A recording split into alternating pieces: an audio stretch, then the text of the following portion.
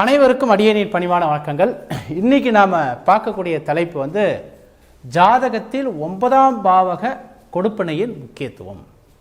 அதாவது ஒரு ஜாதகத்தில் ஒரு குறிப்பிட்ட விஷயத்தை நாம் அணுகும்போது அந்த விஷயத்துடைய பாவ கொடுப்பனை என்பது 40%. அதாவது அந்த விஷயத்தோட பாவ கொடுப்பனை என்பது 40%. கிரக கொடுப்பனை என்பது 40%. அதாவது பாவ கொடுப்பனைனா இப்போ நம்ம திருமணம் அப்படின்னு நம்ம சொல்லும்போது 7வது பாவம் தான் பாவ கொடுப்பனை. கிரகம் என்பது சுக்கிரன், ஆணுக்கு சுக்கிரன், பெண்ணுக்கு செவ்வாய். குழந்தை பிறப்புனா 5வது பாவம் தான் பாவ கொடுப்பனை, கிரக கொடுப்பனை குரு. வெளிநாடு அப்படின்னா 9வது பாவம் பாவ கொடுப்பனை, கிரக கொடுப்பனை ராகு. இந்த மாதிரி ஒவ்வொரு விஷயத்துக்கும் ஒரு பாவம், ஒரு கிரகம். ஒரு ஜாதகத்தில் திரும்ப திரும்ப நம்ம வீடியோ பார்க்குறவங்களுக்கு தெரியும். நம்ம வீடியோ பார்க்குறவங்களுக்கு ரெகுலராகவே நம்ம சொல்லக்கூடியது, எந்த ஒரு ஜாதகமாக இருந்தாலும் ஒரு குறிப்பிட்ட விஷயத்தை ஆய்வு செய்யும் போது அந்த பாவத்துடைய கொடுப்பனை எப்படி இருக்குது, அந்த விஷயத்தோட கொடுப்பனை எப்படி இருக்குது அப்படின்னு பார்க்கணும்னு நான் சொல்லுவேன். அப்போது பாவ கொடுப்பனை, கிரக கொடுப்பனை ரெண்டும் சரிசமமாக 40 மார்க். இதுக்கப்புறம் லக்ன கொடுப்பனை. ஏன் லக்ன கொடுப்பனை நம்ம எடுக்கிறோன்னா, இதனுடைய வீடியோலாம் முன்னாடி நான் போட்டிருப்பேன். லக்ன கொடுப்பனையோட முக்கியத்துவம் என்னென்னு. லக்ன கொடுப்பனையோட முக்கியத்துவம் 15%. இந்த 15% என்பது என்னன்னா, எல்லா பாவத்துக்கும் லக்ன கொடுப்பனை நன்றாக இருந்தால் பாவ கொடுப்பனையோ கிரக கொடுப்பனையோ கொஞ்சம் பாதிக்கும் போது லக்ன கொடுப்பனின் வழியாக அதை தூக்கி நிறுத்த முடியும். இருந்தாலும் அதற்கு 15 மார்க் தான். ஏன்னா இந்த லக்ன கொடுப்பனைங்கிறது உங்களுக்கு புரியுற மாதிரி சொல்கிறதுல, நம்ம சீட்டு கட்டு விளையாடும் போது ரம்மின்னு சொல்லுவோம். 4, 5, 6ன்னு வரும்போது 4 இருக்கும், 6 இருக்காது. 5க்கு பதிலாக ஜோக்கரை கொண்டாந்து வைக்கலாம். அந்த மாதிரி தான் இந்த ஜோக்கர் மாதிரி தான் இந்த லக்னம். இந்த லக்ன கொடுப்பனை என்பது ஒரு பாவம் பலவீனப்படும் போது, எந்த பாவம் பலவீனப்படுத்தாலும் அந்த பாவத்துக்கு லக்னம் சாதகமாக இருந்தால், லக்னத்தோட கொடுப்பனை சாதகமான நிலையில் இருந்தால் அந்த பாவத்தை ஓரளவுக்கு இயக்க முடியும், லக்ன பாவத்தின் வழியாக இயக்க முடியும். அப்போ 15 மார்க் ரொம்ப கம்மியாக இருக்கேஸ் அப்படின்னா, லக்னங்கிறது ஹெட் ஆஃப் த டிபார்ட்மெண்ட் மாதிரி. லக்னங்கிறது ஹெட் ஆஃப் த டிபார்ட்மெண்ட். மற்ற வீடுகள் அந்தந்த டிபார்ட்மெண்ட்டுக்கு இன்சார்ஜ். உதாரணத்துக்கு ஒரு காலேஜ்னா காலேஜோட பிரின்சிபல் அப்படிங்கிறது லக்ன பாவம்னு வச்சுக்கலாம். ஹெச்ஓடி பிரின்சிபலாக அல்லது பிரின்சிபல் தான் சொல்லுவாங்கன்னு நினைக்கிறேன். லக்னம் என்பது பிரின்சிபல் மாதிரி. பர்டிகுலர் பாவம் 5வது வீடு, 4வது வீடு, 7வது வீடு, இதெல்லாம் பார்த்தீங்கன்னா அந்தந்த டிபார்ட்மெண்ட்டோட ஹெச்ஓடின்னு வச்சுக்கலாம். அப்போது என்ன அப்படின்னா, அந்த பிரின்சிபலுக்கு ஒரு எல்லா டிபார்ட்மெண்ட்டையும் பார்க்குறாரு இல்லையா, அதனால் அதுக்கு 15 மார்க். அது வந்து பாவ கொடுப்பனை கிரக கொடுப்பனையை விட கொஞ்சம் வீக்கு தான். இருந்தாலும் லக்ன கொடுப்பனை நன்றாக இருப்பது ஒரு கூடுதல் வலிமையை சேர்க்கிறது. லக்ன கொடுப்பனையை பாதித்து விட்டால் 80% நிர்ணயம். இது ரெண்டுமே நன்றாக இருக்க வேண்டும் என்ற கட்டாயத்துக்கு உட்படுது. இதுக்கப்புறம் 9ஆம் பாவ கொடுப்பனை 5 மார்க். 9ஆம் பாவ கொடுப்பனை தான் நம்ம இங்கே பார்க்க போகிறது. அதுக்கு முன்னாடி நம்மளுடைய ஸ்ரீ பிரகஸ்பதி ஜோதிட பயிற்சி மையத்தில் ஒவ்வொரு மாதமும் நம்ம 2வது சனிக்கிழமை மாதாந்திர கருத்தரங்கம் நடைபெறுகிறது. இதில் யார் வேணால் கலந்துக்கலாம். 2 மணி முதல் 5 மணி வரைக்கும். இது சம்மந்தமான விஷயத்துக்கு எனக்கு கால் பண்ணிங்கன்னா உங்களுக்கு அந்த லொக்கேஷன் மேப் அனுப்பிச்சி வைப்பேன். சென்னையை சுற்றி இருக்கிறவங்க வரலாம். ஒவ்வொரு மாதம் 2வது சனிக்கிழமை மாதாந்திர அகில இந்திய சார்வஜோதிட சங்கத்தின் சார்பாக ஒரு கருத்தரங்கம் நடைபெறுகிறது. அதுக்கு யார் வேணால் வரலாம். எங்கள் பயிற்சி மையத்தில் படித்தவங்க தான் வரணும்னு கட்டாயம் இல்லை. ஒரு சேவையாக நம்ம தொடர்ந்து பண்ணிகிட்ருக்கோம். இதற்கான கட்டணம் வெறும் 150 ரூபாய் தான். அது மட்டும் இல்லாமல் நேரடி பயிற்சி, ஒரு ப்ரொஃபஷனல் ஜோசியராக ஆகணும்னு நீங்கள் விருப்பப்பட்டீங்கன்னா உயர்கணித கேபி சார ஜோதிட முறையை பயில்வதற்கு நிறைய வீடியோஸ் இருக்குது. இருந்தாலும் நீங்கள் நேரடி பயிற்சி ஒரு தொழில்முறை ஜோதிடராக வரணுன்னா நம்ம வந்து ஆன்லைன் கிளாஸ் எடுக்கிறோம், டைரக்ட் கிளாஸ் எடுக்கிறோம். இந்த ஆன்லைன் கிளாஸ் வந்து இந்த மாதம், அதுக்கு இந்த வருகின்ற ஏப்ரல் 9ஆம் தேதி நம்ம ஒரு ஆன்லைன் கிளாஸ் எடுக்கிறோம். அது சம்மந்தமான விஷயத்துக்கு எனக்கு கால் பண்ணுங்கள். இந்த வீடியோ ஆரம்பிக்கிறதுக்கு முன்னாடி அது சம்மந்தமான டீட்டெயில்ஸ் நான் கொடுத்துருக்கேன், அதை பாருங்கள். அது மட்டும் இல்லாமல் நேரடி பயிற்சி ஒவ்வொரு 2 மாதத்துக்கு ஒரு முறை சென்னை குன்றத்தூரில் நடைபெறுகிறது. அது சம்மந்தமான விஷயத்துக்கும் கால் பண்ணுங்கள். கிளாஸுக்கு வருவதற்கு முன்னாடி மெயினாக ஓரளவுக்கு அடிப்படை ஜோதிடம் தெரிஞ்சவங்க தான் இந்த வகுப்பு. அதனால் இந்த புக்கு கொடுப்பனையும் தசாபுத்தின்ற புக்கை படிச்சுட்டு அதுக்கப்புறம் நீங்கள் நேரடி பயிற்சிக்கு வரலாம். ஆன்லைன் பயிற்சிக்கும் இதை படிச்சுட்டு வந்தீங்கன்னா நல்லாயிருக்கும். Okay sir. இதுக்கப்புறம் 9ஆம் பாவ கொடுப்பினை 5 மார்க். 9ஆம் பாவ கொடுப்பினை தான் நம்ம இங்கே பார்க்க போகிறது. இந்த 9ஆம் பாவத்துடைய கொடுப்பினை என்பது நம்ம ஏற்கனவே சொன்ன மாதிரி பாவ கொடுப்பினை 40, கிரக கொடுப்பினை 40, லக்ன கொடுப்பினை 15, 9ஆவது கொடுப்பினை 5 அப்படின்னு பார்க்கும்போது மிக குறைவாக தான் இருக்குது. அப்போ இது ரொம்ப முக்கியத்துவம் பெறாதனா முக்கியத்துவம் பெற வேண்டிய அவசியம் இல்லை தான். ஆனால் அது எங்கே முக்கியத்துவம் பெறுகிறது என்றால் இந்த 9ஆவது பாவம் தெய்வ அனுகிரகம்னு சொல்லுவோம். அதாவது ஒரு விஷயத்தில் ஒருத்தர் டாப் ரேங்க்குக்கு போனோம் அப்படின்னா இந்த 9ஆம் பாவத்துடைய கொடுப்பினை அவசியம். நான் திரும்பவும் சொல்கிறேன், இந்த பாவ கொடுப்பினை கிரக கொடுப்பினை பலவீனம் ஆகிட்டு 9ஆம் பாவ கொடுப்பினை நன்றாக இருந்தால் பெரிய லெவலில் போக முடியாது. இது எல்லாம் நல்லா இருந்து 9ஆம் பாவ கொடுப்பினை பலவீனமாக போச்சுன்னா ஒரு பெரிய அச்சீவ்மெண்ட்டுக்கு தெய்வ அனுகிரகம் கிடைக்காம போய்விடும். அதாவது ஒரு ஜாதகத்துடைய அந்த ஸ்ட்ரென்த் அப்படிங்கிறது அந்த பாவமும் கிரகம் தான். ஒரு குறிப்பிட்ட விஷயத்தோடைய ஸ்ட்ரென்த் அப்படிங்கிறது பாவமும் கிரகம் தான். லக்ன கொடுப்பினை அதை இன்னும் தூக்கி நிறுத்துது. லக்ன கொடுப்பினை அந்த ஜாதகத்துடைய அந்த குறிப்பிட்ட விஷயத்தோடைய தன்மையை இன்னும் தூக்கி நிறுத்துது. 9ஆம் பாவ கொடுப்பினை என்பது அதிர்ஷ்டம்.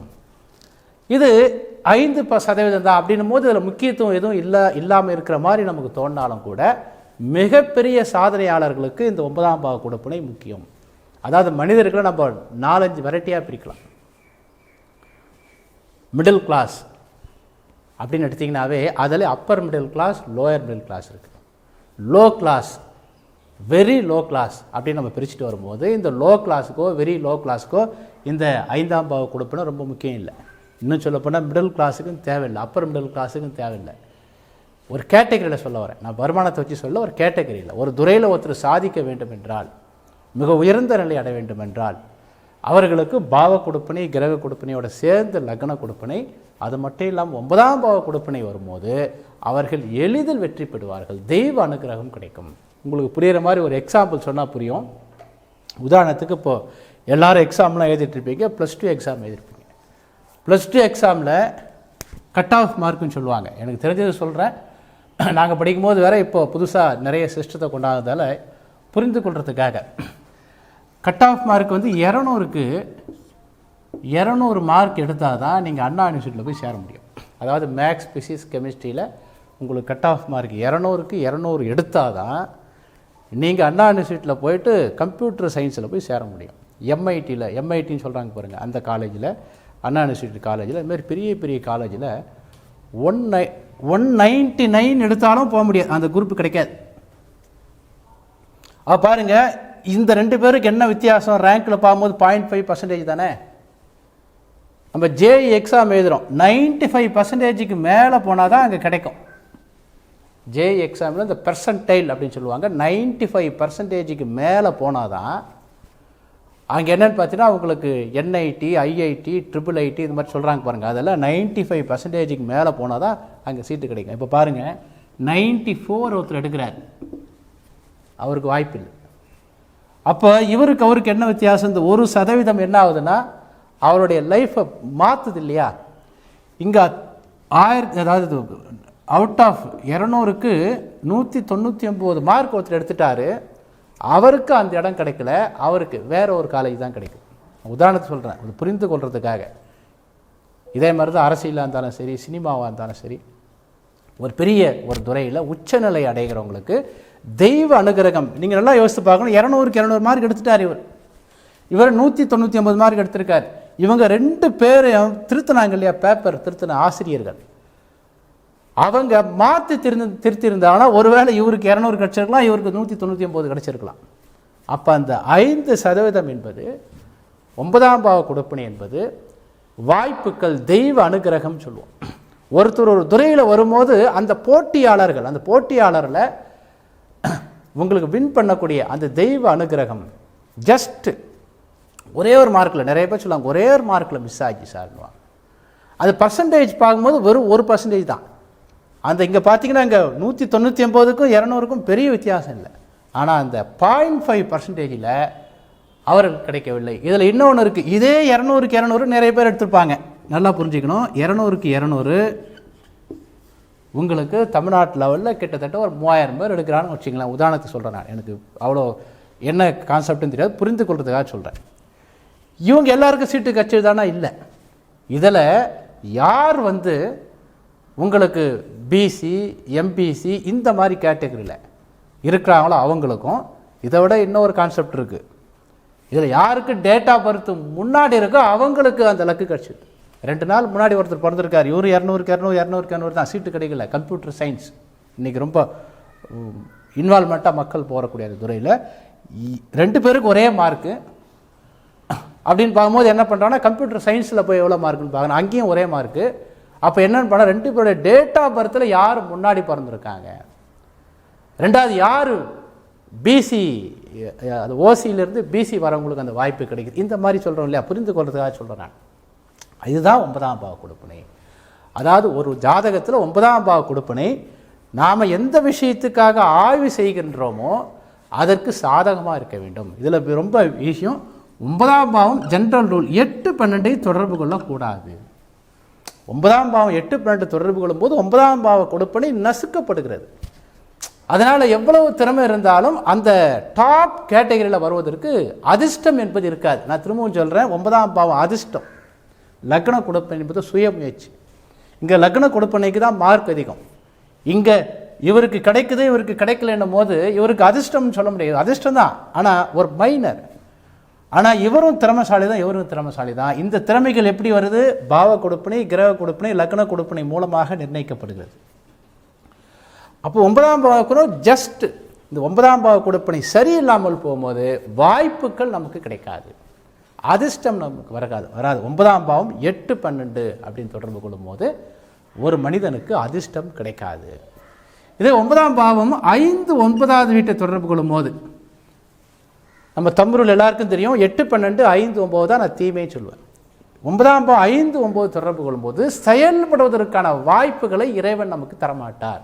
செயல்படுவது கர்மஸ்தானம் சொல்லக்கூடிய 2, 6, 10, 5, 9 கெடுக்கும்.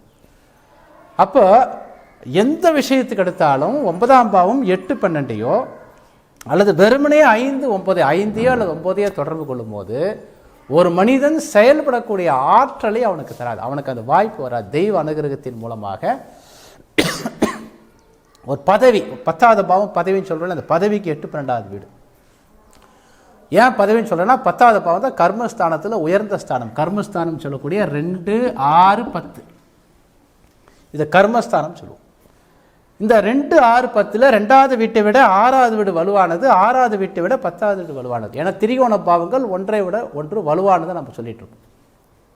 அப்போ திரிகோண பாவங்கள் ஒன்றை விட ஒன்று வலுவானது அப்படிங்கிறதால இங்கே என்ன அப்படின்னு பார்த்தீங்கன்னா 10வது வீடு தான் வலுவானது. வேலைகளை பிரித்து தரக்கூடிய உயர் பதவியில் இருக்கிறவங்க. அப்போ உயர் பதவியில் இருக்கிறவங்களுக்கு 9வது பாவம் 5-9 தொடர்பு கொள்ளக்கூடாது.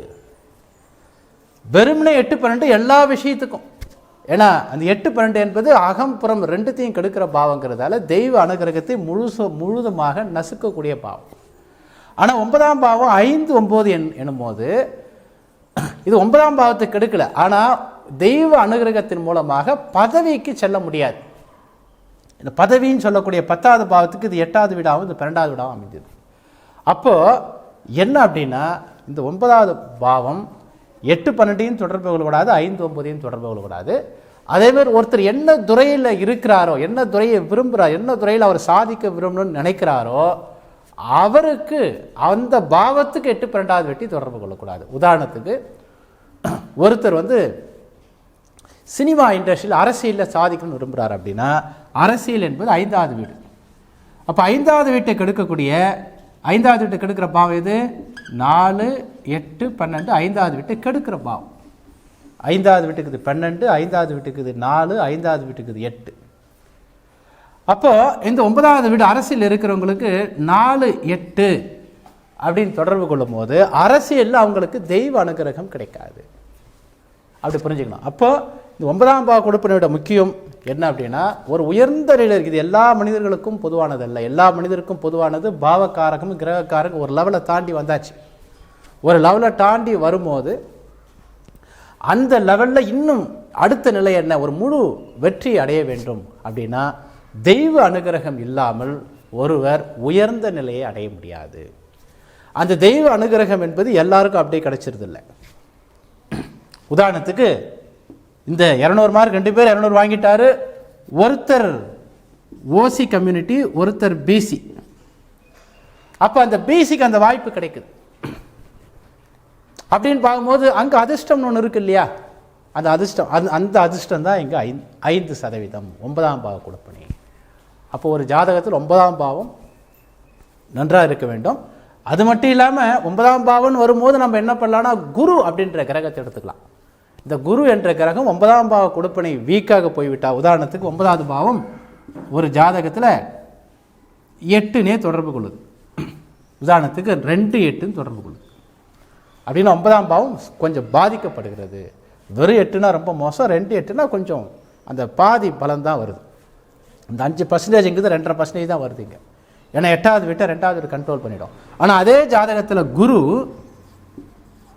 1-7 அப்படின்னு தொடர்பு கொண்டு அந்த 2-8 தடுத்து, அப்போ 9ஆம் பாவம் யார் யாருக்கெல்லாம் பாதிக்கப்படுகிறதோ அவர்களுக்கு அந்த பாதிக்கப்பட்ட பாவத்துக்கு 12வது வீட்டை குரு தொடர்பு கொண்டா இந்த 9ஆம் பாவ கொடுப்பனையால் வரக்கூடிய பாதிப்புகள் சரி செய்யப்படும். அதாவது கடவுள் எப்பவுமே அள்ளி தரமாட்டார், கிள்ளி தான் கொடுப்பார். அப்போ செயல்படக்கூடியவர்கள் யாரோ அவர்களுக்கு தான் வெற்றியை கடவுள் கொடுப்பார். ஆனால் ஒரு சிலருக்கு அந்த வெற்றி 2 பேருக்கு சம வாய்ப்பு இருந்தாலும் ஒருத்தருக்கு அந்த வெற்றி கிடைக்குது, இன்னொருத்தருக்கு அது கிடைக்கல அப்படின் போது நீங்கள் பெரிய பெரிய எக்ஸாம்லாம் நீங்கள் பார்த்தீங்கன்னா தெரியும். அங்கே முனையில் அதாவது 95% எடுத்த நபருக்கு ஒரு நல்ல காலேஜ் கிடைக்குது, 94.8% எடுக்கிறாரு, இவருக்கு காலேஜ் கிடைக்கல. அப்படின்னும் போது என்னென்னு பார்த்தீங்கன்னா இதுதான் அதிர்ஷ்டம் சொல்கிறோம். அந்த மாதிரி விஷயத்துக்கு தான் இந்த 9ஆம் பாவத்துடைய கொடுப்பனை ரொம்ப முக்கியம்.